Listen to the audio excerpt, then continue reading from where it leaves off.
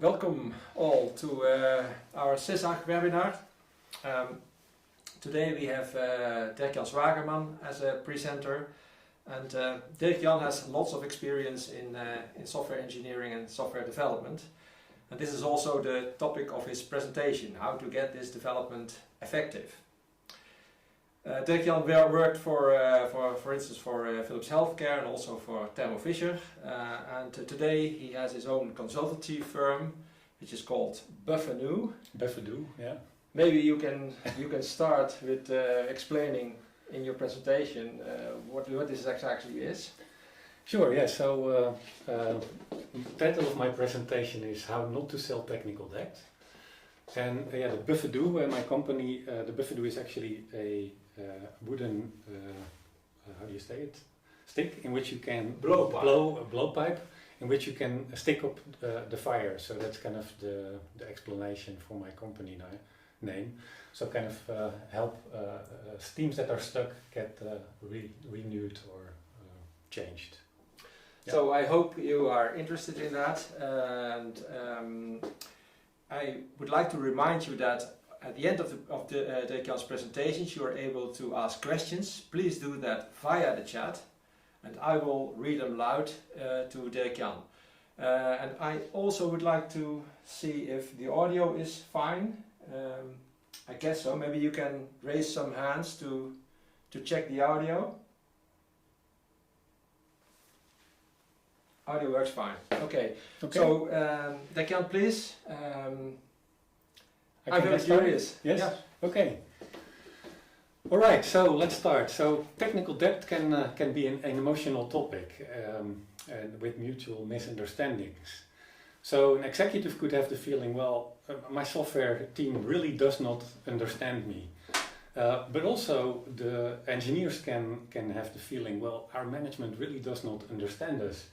And of course, if you're a middle manager, then you're stuck as a whole, and nobody understands me. So you kind of have that problem with both the executives and your own team. So what does an executive feel? How hard can it be? I have had that guidance as a manager, and you don't meet your commitments, or your team does not meet your commitment, and R&D does not deliver quality. Our customers complain about it, and R&D does not feel the same sense of urgency as the customers do, so don't they understand that they need to deliver. They're also not agile, because agile is all about change and embracing change, and they whine about changes, and of course we need to meet what the customer wants. And so that's the executive perspective, and then there's the engineer. And the engineer says, well, we're supposed to be agile, but we need to give estimates 18 months ahead. And they ask for commitments, but we don't have any requirements. Or they have changed priorities already 5 times on us last year. So how can we kind of meet our commitments against the ever-changing plan? And yeah, the code base is huge, and it's from the 19th, so a build takes 24 hours. So before I have feedback on my code, it takes a long time. So this disconnect is quite real, and the distance is significant. Today I'll talk about technical debt and what it is. I have a bit of a maturity model for it. You should strike the tone talking about it. I have some software essentials for executives, some executive essentials for engineers.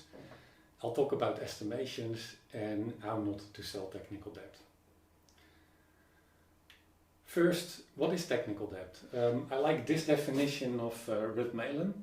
And she talks about it in terms of trading technical learning and code design improvements for market learning and product design improvements in order to gain shorter time to market exchanges of advantages. And this is a little bit of a derived definition from Ward Cunningham's original definition, but it basically means that you have a mature team and making a very conscious decision on creating technical debt so that you can deliver faster and learn from your customers. But do we really do that in practice is kind of my question. So I have mapped this a little bit out in several dimensions on the maturity model. And this is it. So you can think about it in terms of team culture, skills of the team, processes that you use, the business environment that you're in, and tools that you use. So the least mature aspect here is technical debt is fully unaddressed. So the team is unaware, it's not trained, it's not skilled, there's no process for it, so nobody kind of works on it. The environment is hostile meaning that nobody outside of the software team would understand this or even actively pushes so much features that there's no time for it, and there's no tools. And you can kind of go on each of these dimensions in maturity. So you could address it ad hoc with some of the people are aware, some of the people are trained, there's still no process. The environment is not actively disengaging you to work on code quality, but it's not involved, and you don't have, or you use tools ad hoc. Then the next stage is that you identify it, so the team is aware, the team is trained. There's a definition of done, so people know that they need to kind of resolve it as part of the definition of done. You have a participating environment, so the executives, your product manager, project manager all help in resolving it. And you use tools for measurements. You can monitor it, another step up on maturity, where you have a supporting environment and kind of a cooperating team. Then there's the phase where you are going to prioritize it and actually have good roadmaps for it. So you have guardrails in place so you don't increase technical debt, so the situation does not become worse. And finally, basically, you have a situation where you reduce technical debt with an ever-improving team, a supporting environment that rewards a reduction of technical debt rather than increasing it. And you have advanced tools like code transformations, the more mature tooling sets that can help reduce technical debt. Now I have a little questionnaire. So for that you need to go to Miro and hopefully, so please make sure that you write down this code, go to menti.com and fill out this questionnaire while I keep presenting. And then at the end we'll take a look at the audience today. All right. Let's move on. So, a typical conversation, a little bit, how do you say it? Exaggerated for entertainment purposes, but not too far off from conversations I've had.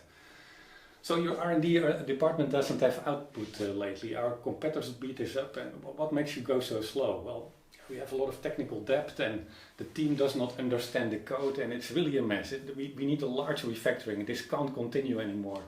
And the technology that we use is outdated and nobody wants to work on this technology, so we need to go to microservices. You said some things similar like that 10 years ago and I approved the full redesign. Why should I believe you now? Well, we didn't understand the technology at that time, and it's moving really fast, you know, and so we didn't make the architecture for all requirements, so yeah, it's just very difficult. Okay, so we don't have the money for a full redesign, so we need to deliver. Just go away and get out of my room and get done. So yeah, that's unhealthy, but some people are really frustrated with the state of the code base and with their own, how do you say it, they're powerless to change it, but they need to. But there's also some truth in the first dialogue. For example, if you deliver this and you didn't tell anybody about the state of your code base, then this is a very hard message to deliver. Eh? You can't say, well, we need to discuss how you are going to pay for the debt that we created. That's not just the mature dialogue that will energize your average executive. Okay, so this is again a bit polarizing. You will have engineers a bit more to the left and you will have executives a bit more to the right. But as kind of a polarized profile, you can think about it in these terms. So executives are eager to win, and engineers are typically eager to learn. Executives are eager to show business results, while engineers are typically eager to see their ideas materialized. Executives don't like whining, and engineers don't like conflict. So executives just want to hand over ownership so that they can concentrate on what they are good at and they find important. And engineers just are more in search of harmony, and executives want to do what's right for the business, while the engineers want to do what's best for the longer term. And executives would express this: just tell me what you need, just tell me now and I'll deliver it to you. What do you need to kind of be predictable? And engineers will be like, well, let me think about it, not too quick. It's polarizing, I know, but it's also observable. These are observable patterns in dialogues, I think. So 3 software essentials for executives, so that you know where you may make mistakes and slow your team down unknowingly. One is software is inventory and quality is speed.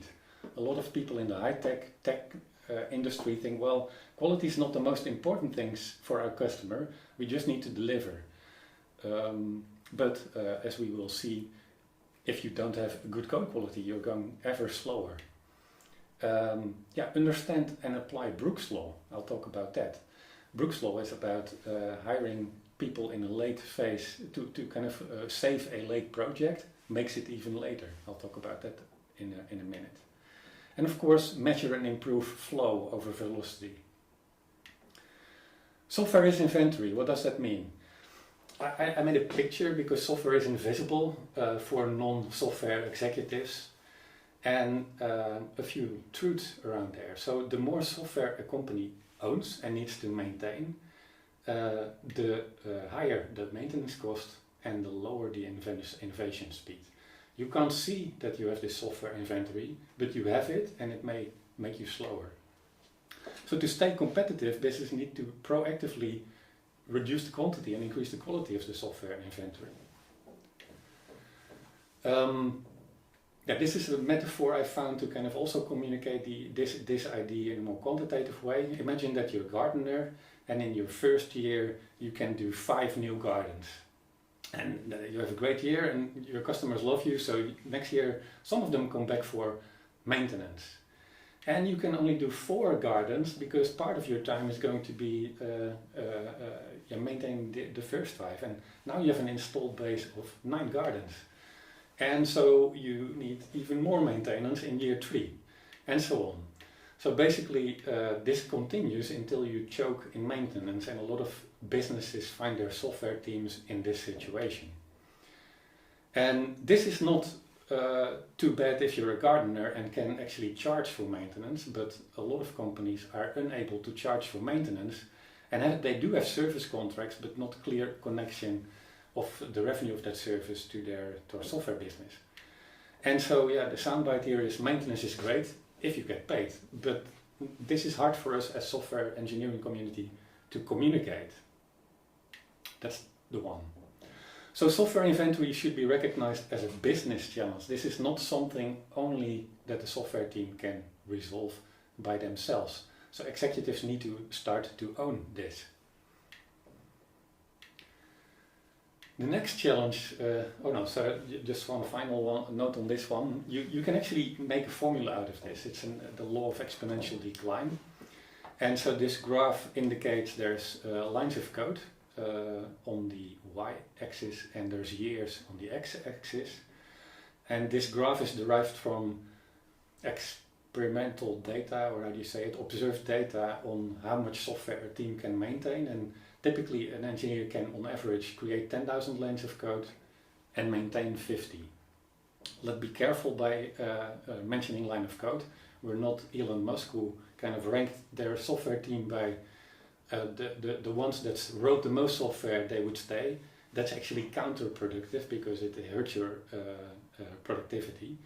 But the takeaway of this formula is that your starting productivity is a function of your overall lifetime productivity, I should say. So everything that's below the curve is a function of your starting productivity discounted at your quality. So the lower your quality, the quicker you go to 0. And that's basically this lower team had bad quality in the beginning, so they go have a lower lifetime productivity, and this team spends more time on keeping the code base healthy so they can kind of maintain a good speed. So how to make this operational if you're an executive? Well, you should measure and trend the code quality and quantity of your team. There's tooling for that. These are two code scene, and in this region we have TICs in the Eindhoven high-tech region from Tiobe, which is widely used, and it just gives a feeling, a quantitative measure to the feeling, and you should use it. And you should create incentives for your team to increase the quality and reduce the quantity, and make it a release criterion so that people can't get away with shortcuts, also not your project leaders. Handle with care, so there's this quote as well. So once a measure becomes a target, it ceases to be a good measure. So make sure that you're not religious about this. This is probably the hardest thing to get across. But work with your team whether they still feel comfortable that the metrics work for them and that they're not doing a metrics satisfaction. Then there's Brooks' Law. Brooks' Law says adding manpower to a software project makes it later. And there's tons of empirical evidence for this, and still I think this is not well known. It was already published, I think maybe 30 years ago, in a book called The Medical Man-Month, and the Medical Man-Month predicts this, and every software engineer will tell you that this is the case. So if you, for examples, ramp down a software team because you need to deliver the next year, and then ramp it down the year after that because revenue results were not as expected, that's just not smart hiring. Your software team needs time to learn, and hiring and firing in kind of a high pace and in an uncontrolled way will just make your team very slow. So be careful with massive ramp-ups. I would not recommend to grow your team quicker than 20% per year. Also, I would not recommend to reduce your team with large percentages. So make sure that you do accurate forecasting and recognize your team for the asset that it is. Then a few words on flow. So if demand is higher than delivery, you have an ever increasing gap in terms of business expectations, maybe even customer expectations in your ability in your team to deliver. So yeah, what can you do? You can optimize demand, make sure that it's actually matching what your team is capable of doing, or increase the speed of delivery. So if imagine that you're projecting this on a traffic control system, does it help to order more cars to the road to make your team go faster? Well, obviously in this situation it doesn't. It makes the situation worse. By sending more cars on the road, you're actually promoting accidents, quality accidents, and make everyone go slower. Does it help to ask each car to go faster, put more pressure on the team? No, it doesn't. So you need to really look what is the capability of the road. And also, you need to invest in infrastructure. You need to invest in the road quality, the width of the road. Maybe you need to invest in inflow control systems so that you kind of only allow those cars that the road can handle. And software development or even R&D development is not different. If you're not managing your inflow to match your capabilities, then you're going to get slower and slower because you have larger amounts of work in progress. You can actually measure this and help understand this by the cumulative flow diagram. I don't have the time to kind of go in depth here. You can Google it, cumulative flow diagram. But as executives, you can identify and resolve bottlenecks. That's true help. You need to look at pull, what can this road handle, over push of more cars in the road, and limit work in progress, meaning that you control the amount of cars that's actually on the road at any time. Those were three software essentials for executives. Let's now move to the executive essentials for engineers. So you remember, executives are eager to win, eager to show result, don't like whining, don't like ownership. So how can you work with them? What do they like? What they are they energized by? Well, first one is talk business, don't talk details.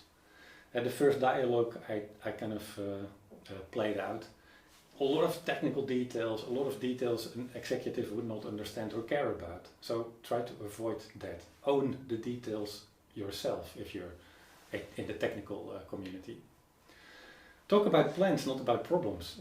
Nobody wants to kind of handle the problem or be pushed in a problem, certainly not executives.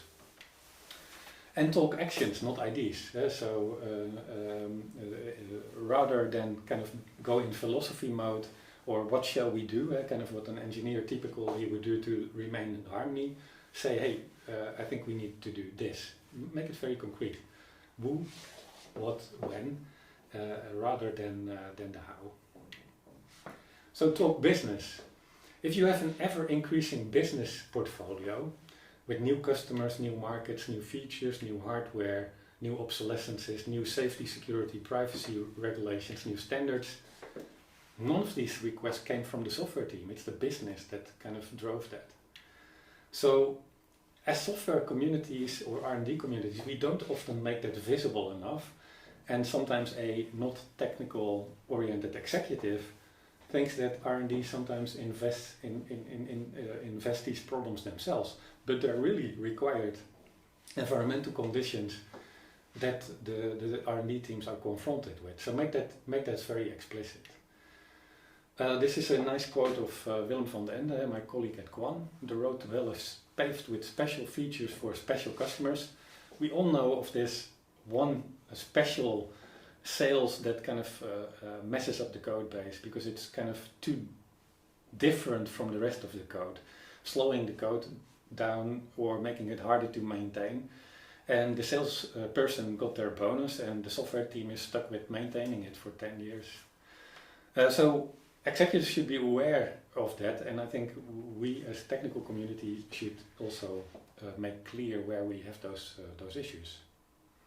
So an increasing portfolio is not technical debt. So you should discuss with your stakeholders, your business stakeholders, how to prune the portfolio, how to actively end of life certain products, how can kind of certain features be retired because they're not profitable, and you can actually reduce your code base quite a bit with that.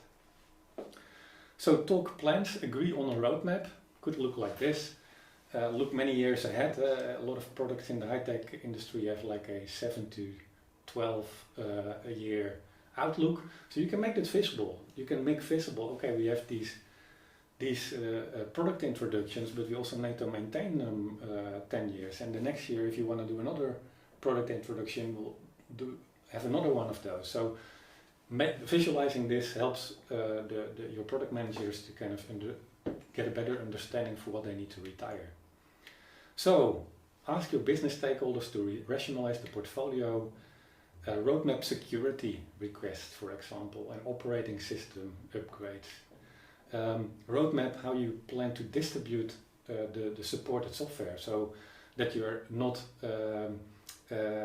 in the field have use of software packages that are obsolete from a security and maintenance perspective.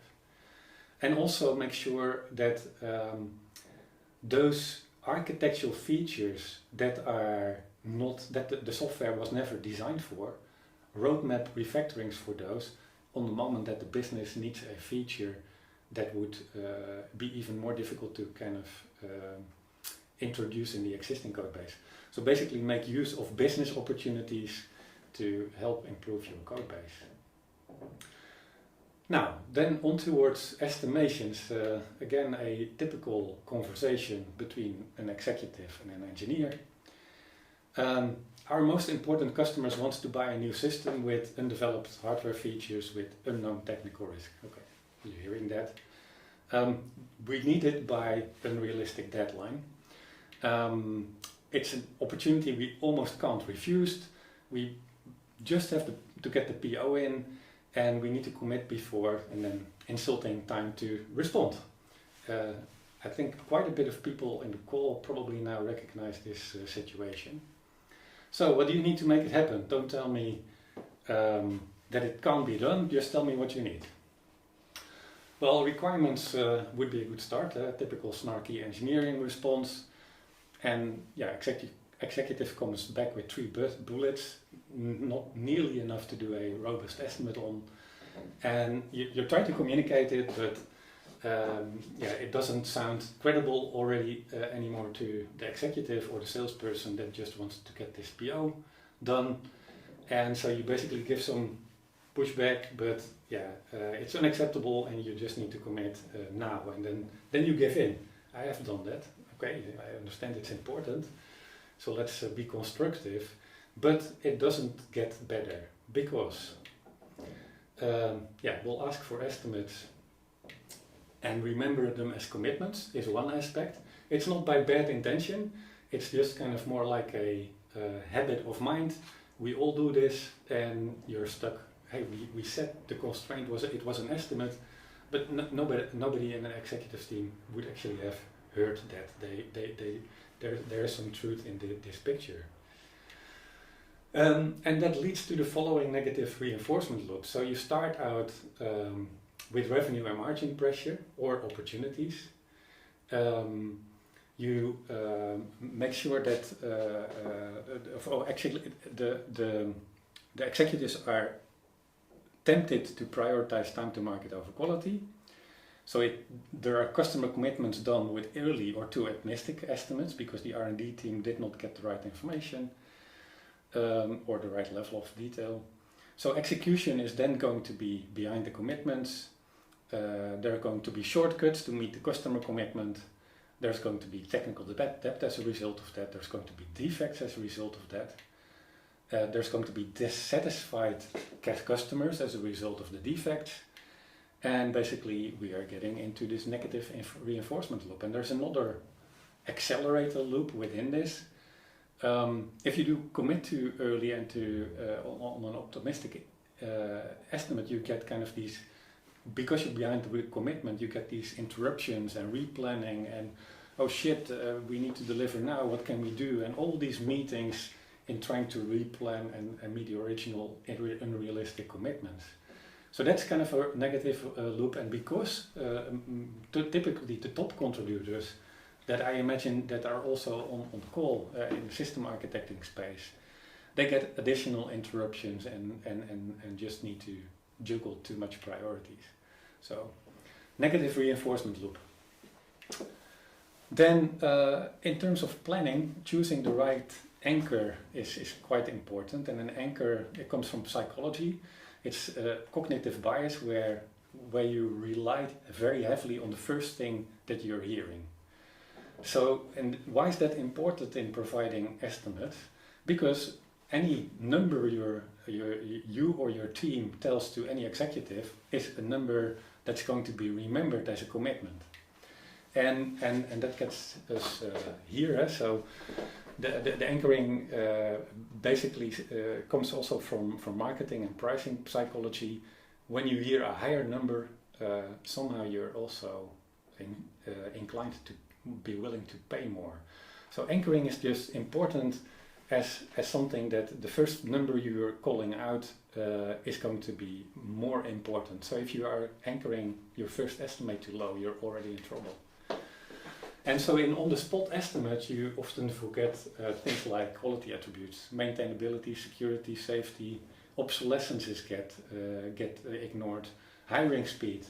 We could do this if we have 10 additional FTE. And the 10 additional FTE before they're ramped up, you're 16 months further. And of course, you don't always take into account required infrastructure changes. So on-the-spot estimates are extremely dangerous. So make sure that you use conservative anchors when you're starting negotiations. Then there's this effect. So you also have responsible engineers that actually do estimation quite well. And what happens then? So my estimate was really realistic, but it wasn't accepted because there was another software person or another R&D person claiming my colleagues make everything way too complicated and coming up with a shortcut that we didn't want to offer because we make things worse. And everyone is well intentioned here, but sometimes we are our worst enemy, and kind of the executives get confused. So I have sincerely seen executives scout the R&D team and walk around the hallways to find a person that gave them the estimates they liked. They're celebrated like superheroes because they are showing the can-do attitude. Well, they're really the root cause of making everything worse and slower. So there's that. And now we need to... Okay, yeah. I have a small movie here, and I'll just start the video and then speak to it. I've been driving along Australia's famous Great Ocean Road, and I'm stopped here near the 12 Apostles, which are these big sandstone bluffs. Actually, there's only 8 of them left because the others have eroded over time. And erosion is really what's given us this coastline the way it looks now. So that brings to mind a question for me, which is how long is the Australian coastline? Well, if you were to measure it out in lengths of 500 kilometers, you would find that it's about 12,500 kilometers long. But the CIA World Factbook puts the figure at more than double that, over 25,700 kilometers. But how can it be that we have 2 different estimates for the length of the same coastline? Well, this is called the coastline paradox. The answer is, it depends on the length of measuring stick that you use.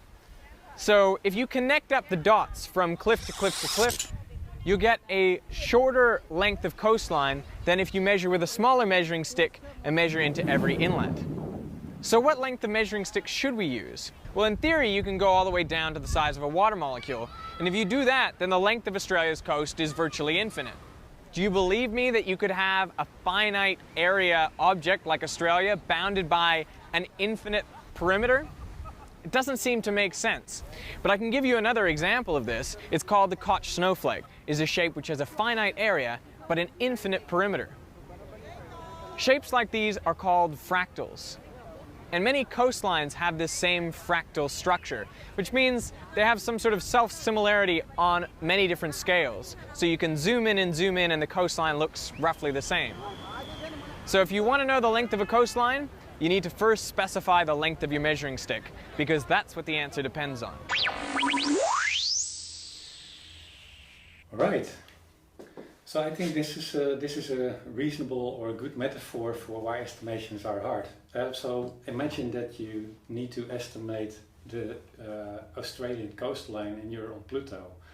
You're going to get a very fine, rough, granular estimate, and you could be easily a continent off from a large distance. And as you zoom in, you get more details, you get more exact clarity on what the system actually needs to do. And sometimes a coastline actually may be short and straightforward, and sometimes it may be incredibly hard, even though you didn't see it coming. For engineers, this is just, they understand this immediately because they have been there. For a non-software executive, sometimes this comes across as trust, lack of trust, because they think, hey, they can't estimate, they're not professional. Well, they are professional. They just need better information, and they didn't have the right type of visibility. So what you at least can do is have an estimation checklist. I won't go too deep, but have things in there like, are the requirements clear, and estimated what are the code quality criteria, what quality attributes do we need to do we need to schedule reduction of technical debt, etc. Okay, then a better dialogue, at least I think it could be. You still have the same entry point, so everything, unrealistic deadline, insulting time window to respond. But now, rather than kind of giving an estimate on the spot, you say, if I give you an estimate now, it would be highly inaccurate. So there's actually a business risk if I give you a too low estimate that we are not going to be able to meet the deadline. What would be the cost of a month of delay, or a quarter of delay, or maybe even half a year of delay?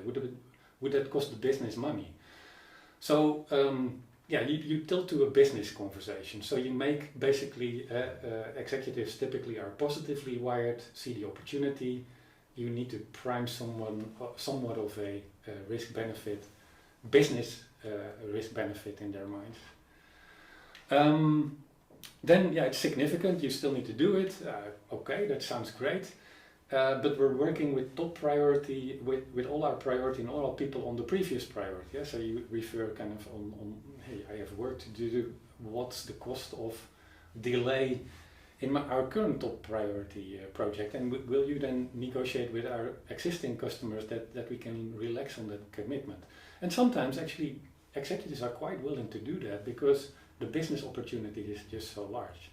But at least you have made it very clear and you're not carrying the load on the engineering community. And then finally, so that's basically pivot to negotiation of priorities. So from first nego to the big business conversation and then to the priorities. And then finally, well, okay, if it's the most important project, we are our players and we're constructive, that's fine, but you're never going to estimate on the spot. So I'll get back to you by date, and it will have this impact on the existing top priorities. Never underestimate on the spot, because that's a root cause in R&D to create technical debt. So how to sell technical debt? That's kind of the end conclusion. Don't just stop that. Have different conversations. So coming back to what I talked about, talk business, not details. Talk plans, not problems. Create a roadmap. Estimate for success rather than optimistically. Talk actions, not ideas. So align the internal team. Get that one person with this, hey, they make everything so complicated. Make sure that you don't have those persons in your team. Or if you have, make sure that you have very serious conversations and bring more light to how this impacts the overall team. And get improvement roadmaps committed. And the other one is then software essentials for executives. Software is inventory, so make sure that you focus on quality and reduction of that, improving the quality and reducing the size of that inventory. Know and apply Brooks law, no big movements in your software department, it's a waste of money. If investors would know, they would hold you accountable for those wastes. And measure and improve flow, not velocity. So identify and resolve bottlenecks, stimulate pull over push, and limited work in progress. That's it. Finally, these are some of the partners I work with, Quan, SWAT, Tiobe, AC, to help companies improve their legacy code base. And then we're on for questions. Yes. Okay, thanks a lot, Dirk-Jan. May I remind you that you're able to ask questions via the chat. I will read them out loud to Dirk-Jan. Dirk-Jan, in the meantime, if you want to make your software development effective, there is a lot of psychology into the equation. Absolutely, I understand yes. from your presentation. Yeah, that is certainly the case. Where did you start to interest yourself in this matter? Bitten the hard way, I guess, in realities of some of these interactions, and recognizing the different people profiles and how they operate, and actually also their exposure and what they bring to the table. If you only have engineers, you're not getting a successful company. If you only have executives, also not. But I just saw in the roles that I was not enough mutual understanding, and sometimes not even mutual respect. Yeah. Were there books or trainings that especially helped you apart from the experience? That's a good question. I think it has been mostly experience, and I've been reading always a lot. So okay. I may have had books. So you also read management literature? Oh yeah. And the Mythical Man that's... Yes, absolutely. I think it's already 40 years. You mentioned 30 years. It's 40 years. But it's a very old book, yeah. But remember in the Bits&Chips, and we asked how many of the people know this book, and it actually was surprisingly low. Okay. So I thought it was maybe 40-30%. So it's still a trap in to fall into. Absolutely, yeah. Let's see if there are any questions. Well, audience, you disappoint us. You never should insult your audience, but maybe there are some questions or burning issues. I can imagine that there are some issues at your company, or that you want to ask to Dirk-Jan, now is your chance, apart from hiring or consulting him later, but I hope you'll be able to ask them via the chat now if you have them. So let's get back to another question, like this consulting. How is it feel now to be on yourself consulting companies? It's very nice. So I love being in the company, and I love being out of it because I get such a wide range of different companies. Okay. Visibility. I think as a manager, I probably was always a little bit more technical in where I got my energy, and I have now the opportunity to talk to CEOs, but also to engineers and bridge the gap, which I think is a better fit for what I enjoy than being in a political R&D leader role. Yeah, from all those points and examples, you gave a lot of lists in your presentation. What is actually the biggest trap for executives?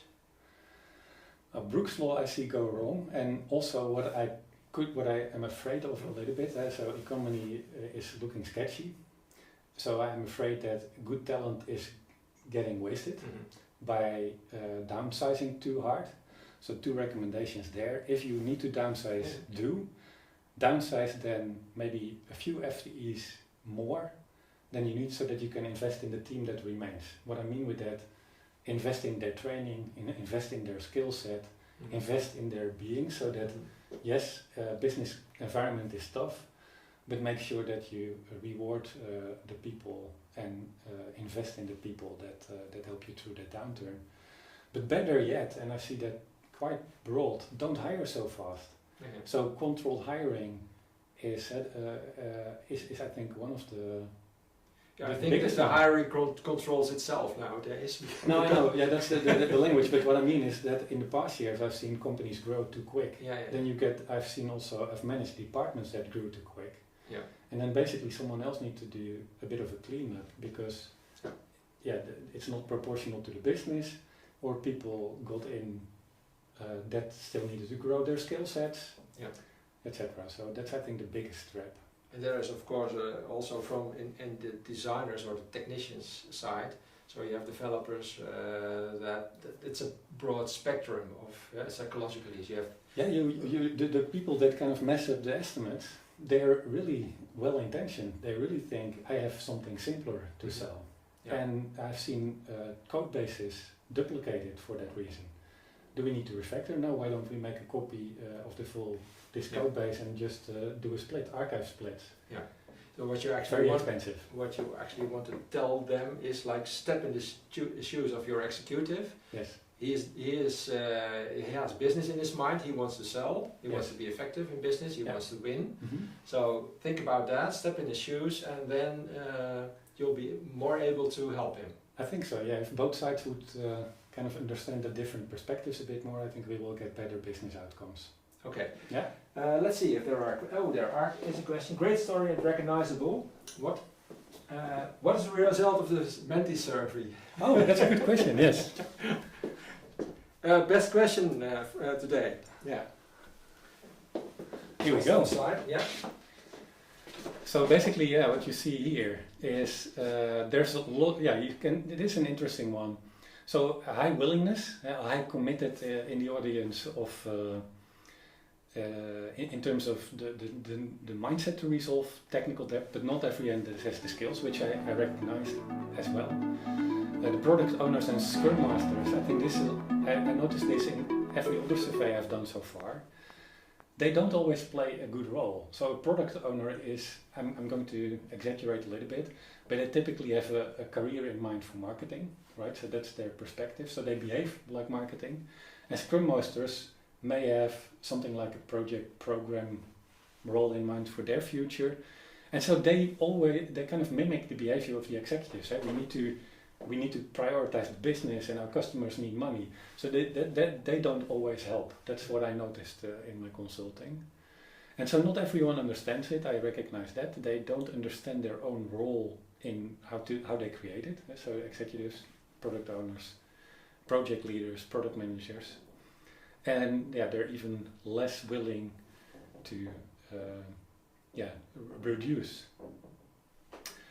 Anyway, yeah, so that's the end result. Okay. Here's a remark from somebody, Mr. Ram. A time estimation checklist is a great idea and absolutely necessary because always forget small tasks. Yes. So never estimate on the spot. If you take one thing away, I saw that first time I think myself from Uncle Bob. But yeah, that was that sticked with me because I was feeling pressured, that it's socially pressure. If you ask me for an estimate, I want to help you, but never do that. Does it help if you sort of write things down in an email or a document? Don't give if you want to give a commitment, then yes. I think that can help. I think it also is helpful to have executives understand the nature of estimations a bit. Or so maybe you should kind of have this visual metaphor, right? Yeah. This is a Pluto distance estimate. This is a Venus. So make visible, make very clear if you talk about an estimate or give a commitment. Yeah, and write it down. Yeah, what's also, if you have a Pluto level estimate, then you're making your project too big and your project and your commitment too big. And you basically, if you say, that's for the executives, if you have an engineer say, I have a Pluto level estimate on the circumference of Belgium, that's kind of a signal that someone is actually preventing you from business risk. They're not players. They basically try to protect you from making a stupid decision and committing too early. Yeah. There is another question in the chat. I will read it out loud. What are best practices for software architecture to reduce the impact of technical debt? So this is about software architecture. What should a system architect or a software architect have in mind? Yeah, so if you're a system architect and you want to help your software team, I think what can help and what's often not in place is the building blocks of your software with clear protocols between them. So your software architecture has some elements of the architecture are quite good. Some are not there yet. So have that as a map so that you know which parts of the architecture are not okay, and ask your software architect to make that map for you and use color coding, and just don't accept they make everything bad, that they need to prioritize. So use different colors for the state. You have architecture quality and code quality. Code quality I think is best done with a tool like Tix or CodeScene. Not too much of a fan of SonarQube because it doesn't test as deep. But that's something you can do. Yeah. But so there's a difference between software architects and system architects. Yes. So you can imagine that system architects maybe have a mechanical background or electronics background. Yes. So you should handle that differently, isn't it? No, absolutely. So this was also a little bit aimed to that group. So make sure that you create plans together with your software community and let them explain it to you. Also know that quality plays potentially a bit of a different role in the sense that it's not necessarily about customer defects, but every quality gap makes you go slow. And often the initial quality of mechanical and electronics is a little bit higher. So they suffer less from this decline over time. So if they understand that, then I think they can ask the architects for good plans and work on a roadmap. Yeah. I can see that there are no further questions, so I think we should wrap up, Dirk-Jan. Time's up also. Thanks for being with us today, and I hope to see you next December. We will have a speaker announced in the coming weeks. Thanks again, Dirk-Jan, and hope to see you next time. Bye-bye. Thank you. Yes. Bye-bye. Okay, bye.